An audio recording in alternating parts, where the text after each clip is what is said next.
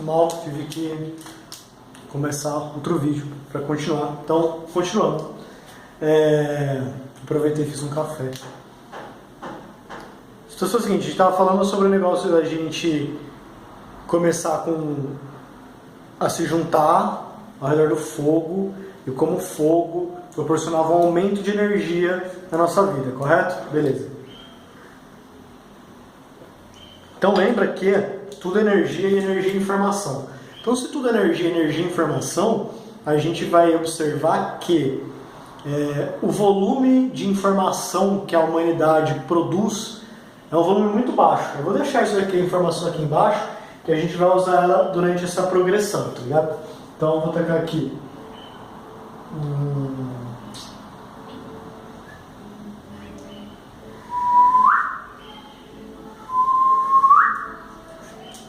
Se estiver cortando ali não tem problema. Então aqui seria energia, que é igual a informação, e aqui é o tempo, beleza? Então aqui a gente está na origem da humanidade e a gente tem muito pouco informação, muito pouca energia, beleza? Conforme esse processo de gostar de ficar próximo, de passar mais tempo observando, de estar ali em âmbito familiar, ou seja, o mais próximo possível de uma família, a gente começou a acumular mais energia, então a gente começou a ter mais informação sobre a natureza, a gente começou a entender como é que os ciclos funcionavam, a gente começou, no caso, as estações do ano, a gente começou a entender o procedimento das sementes, a gente começou a ter toda essa dinâmica e a gente também poderia passar pela dinâmica espiritual, por exemplo, onde começam a se desenvolver essa conexão sagrada, né? Onde a gente deixa de ser só os animais que fazem fogo para os animais que têm uma conexão com a criação e com o divino. A gente domina a tecnologia da agricultura. Então, com a tecnologia da agricultura, isso proporciona que nós acumulemos mais energia ainda, ou seja, a gente não precisa passar dias fora caçando e colhendo, e quando terminar todo o negócio ali, a gente tem que mudar toda a nossa tribo para outro lugar e perder um monte de gente na viagem e gastar energia pra caralho e tal. Então, a agricultura proporciona um ganho de energia. E essa é uma das leis fundamentais da natureza, que ela sempre busca gastar o mínimo de energia possível. E isso vai ser fundamental para quando a gente chegar nos dias de hoje, entender porque quase todo mundo está no automático o tempo todo, porque a galera já está sem energia. Mas quando a gente chegar no presente, a gente fala disso. Então, a gente estava aqui, um pouquinho de energia, movimento de internalização. Então entendam que toda vez que o movimento for para baixo, ele é uma energia feminina e é uma energia de interno, tá ligado? E toda vez que esse movimento for para cima, ele é uma energia masculina e externa.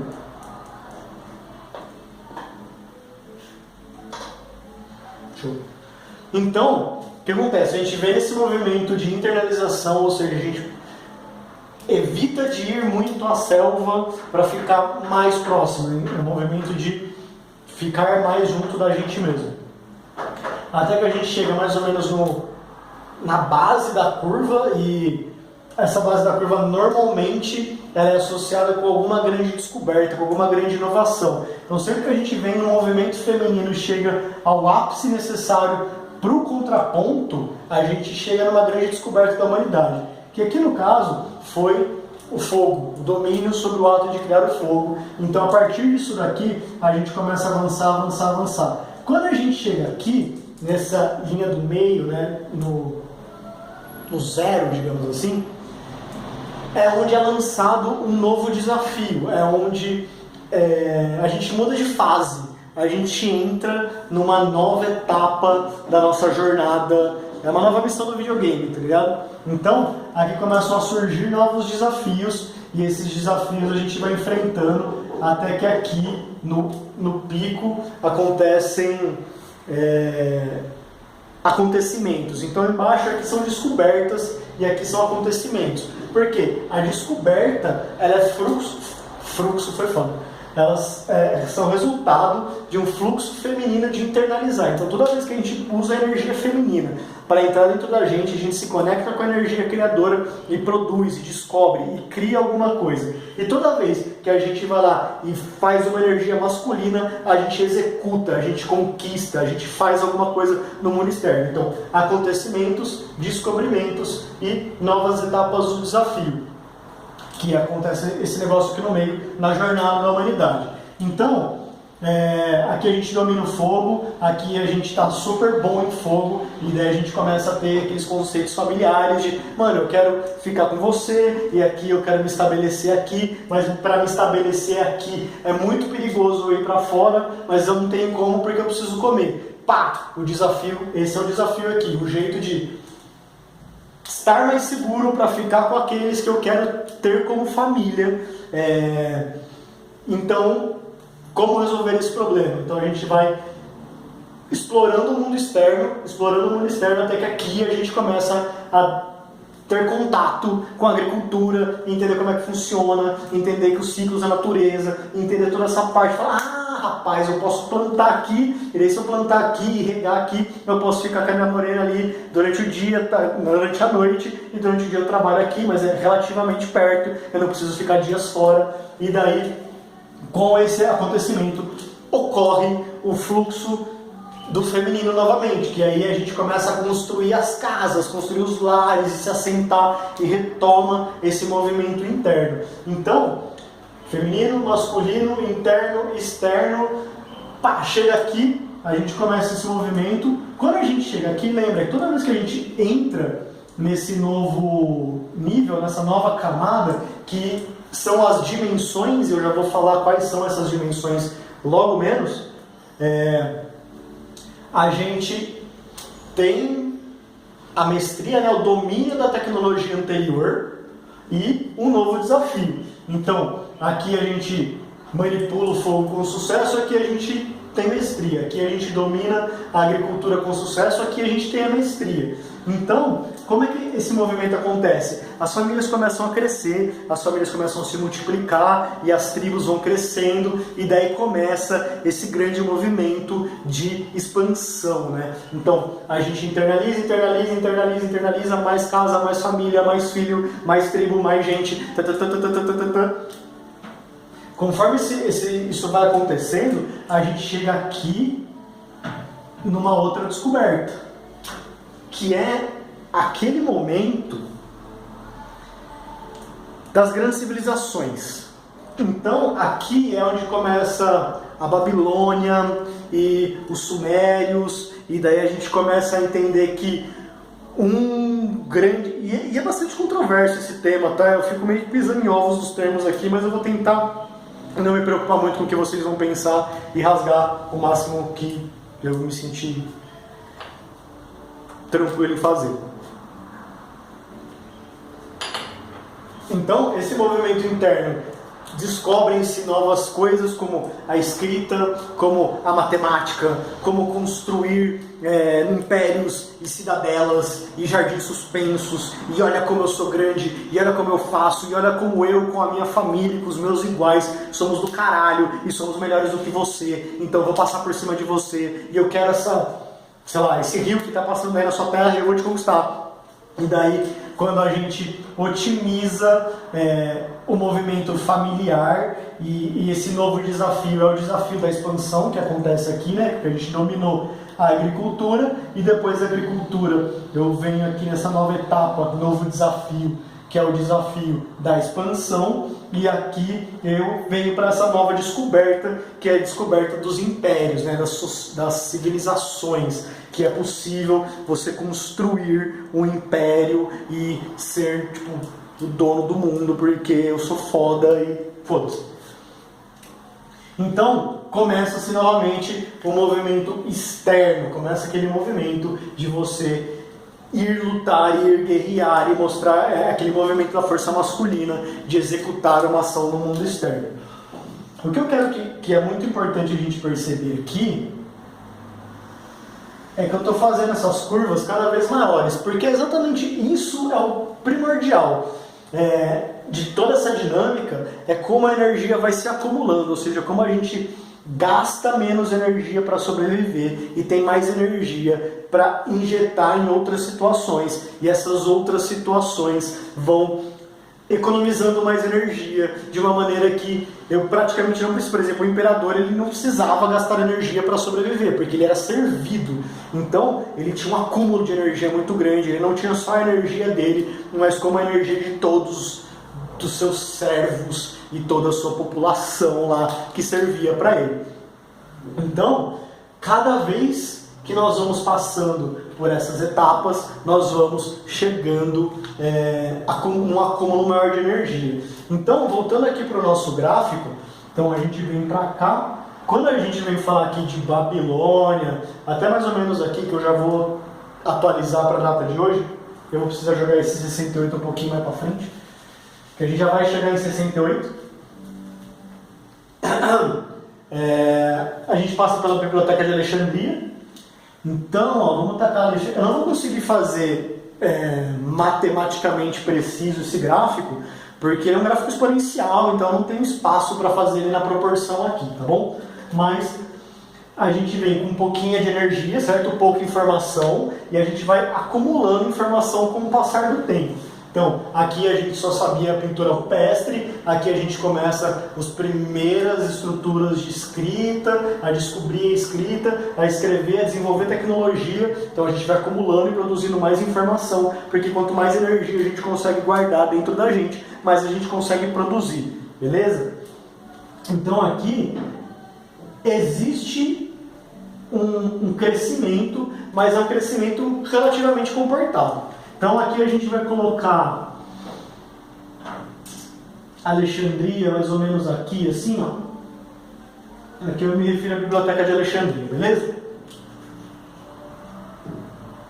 Como eu sou próximo do Alexandre, o grande é Alex.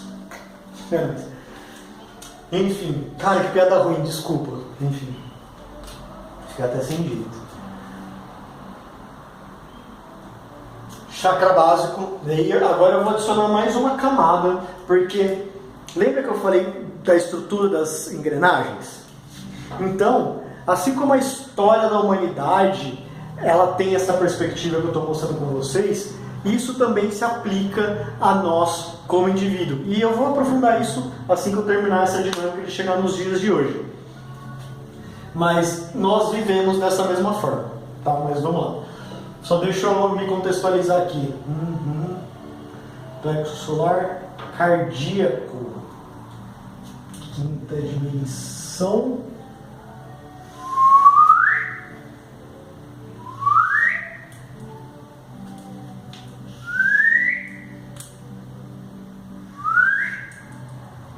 Aê, beleza. Hoje a gente está aqui, ó, nesse trecho, daqui até aqui. E por que eu falo nesse trecho? Porque existem seres humanos que estão tipo aqui, e existem seres humanos que estão tipo aqui. Aqui é 1968.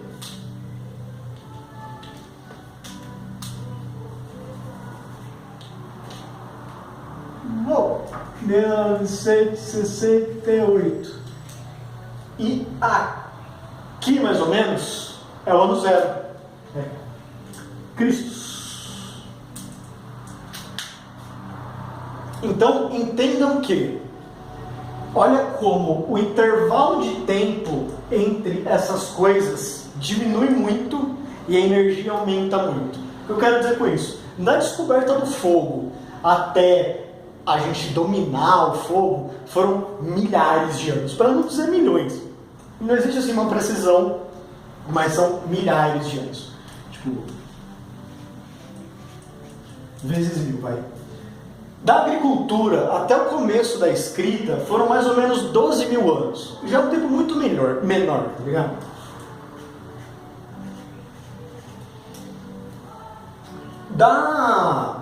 Do começo da escrita e das civilizações e da tecnologia para Cristo foram 4 mil anos.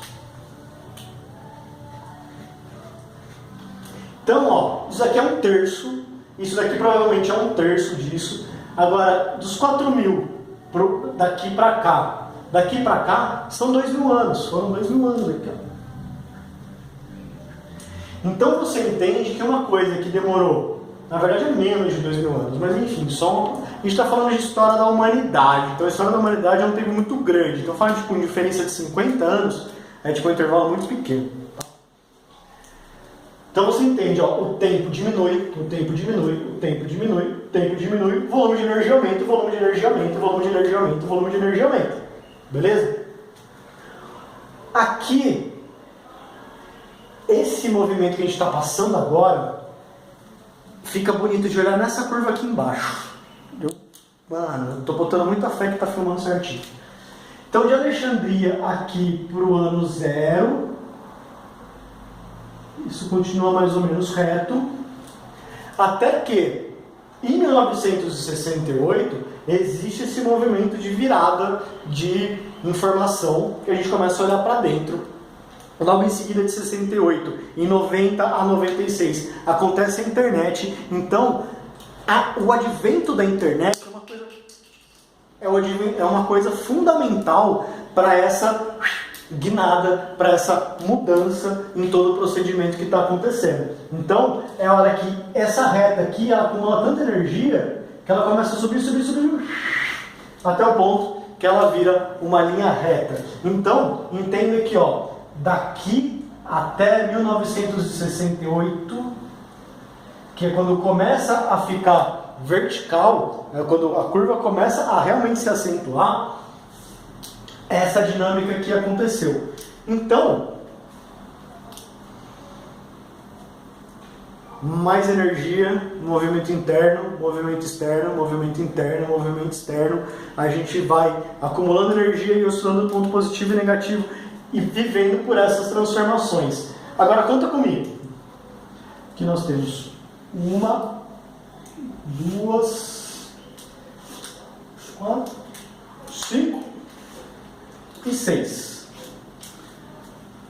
Mano, primeira dimensão, segunda dimensão, terceira dimensão, quarta dimensão e quinta dimensão. Hoje, a galera dos coach quântico e do salto quântico e de tudo, sei lá, que é mais quântico, eles falam sobre a bendita quinta dimensão. E aí que tá esse negócio de o que são dimensões, essa parte que eu vou começar a entrar agora, beleza? Então pense comigo. Nós somos seres tridimensionais. Lembrando que o que acontece, o que precisa acontecer para a gente sair de uma dimensão e para outra. Lembrando que a quinta dimensão não existia e começou a existir. Todas as dimensões, e a gente vai até 7, tá? Eu vou explicar isso daqui a pouco.